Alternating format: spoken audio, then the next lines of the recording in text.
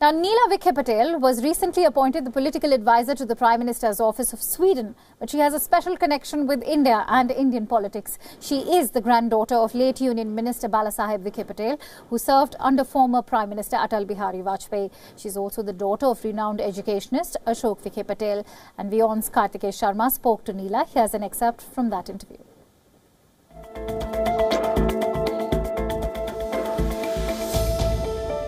Making an impact politically, it's easier for me in Sweden because I understand the culture and the nuances better than in India. And in India, the culture is slightly different. Like because of this news that was out yesterday about my reappointment, I have gotten many friend requests on Facebook and LinkedIn, but not all of them very professional, so to speak. And I think that's a difficult part of being a woman in politics in Indian context, because in Sweden, I don't encounter that problem as frequently.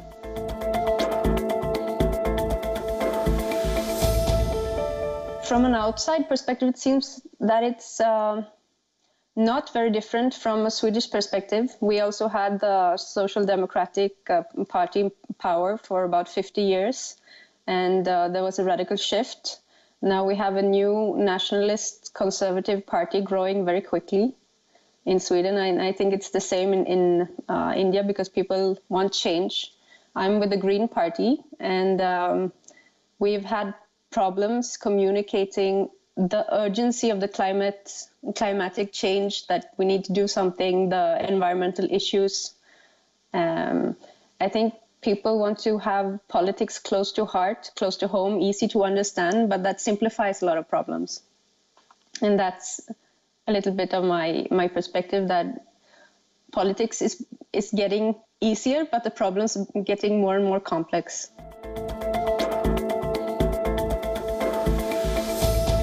I find then my Indian experience is very helpful because India is such a complex place with so many different perspectives, and Europe is like India, but India is one country and Europe are many different countries.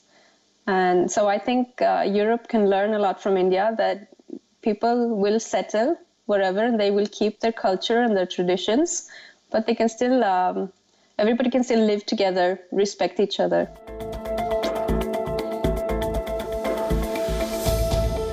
We have high immigration, but we also have a lot of space. We're very sparsely populated. And I also compare to India, where level of living is not as high as in Sweden, like the living standard on a general basis. Like I go a lot to the villages and there will be TVs, but in the mud huts. In Sweden, so my comparison is that if the option is sleeping on the street or getting bombed compared to being in Sweden, where we have a lot of space and a lot of money, then I feel we should do what we can.